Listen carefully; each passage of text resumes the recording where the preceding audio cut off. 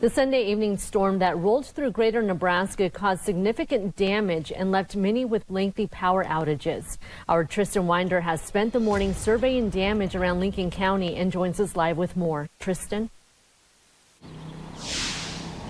Yeah, that's right, Beatrice. That storm impacting a lot of folks throughout the area yesterday, specifically last night. Right now, I'm at the corner of 4th and Sheridan. You can see behind me, there's a massive tree that fell on a home. Now, officials do tell me that there was no injuries reported when this tree fell on the home, as the residence is unoccupied. However, cleanup going on today throughout much of the community. Right now, you find ourselves in the western central area of North Platte, where this tree has been really the only damage I've seen thus far. It fell onto the home. It's a tree that some of the neighbors have told me was a little bit older and a little bit insecure, but did crash onto this home, and cleanup is going on as we speak. I have seen a number of street sweepers within the city of North Platte today as well, as cleanup is underway. And we can confirm at this point that there was a widespread power outage, as many North Platte residents already know, that began due to the storm and continued into this morning, as some North Platte customers were without power until at 6 o'clock this morning. Also have damage throughout the community as well that we'll be surveying as the day continues. So, Beatrice,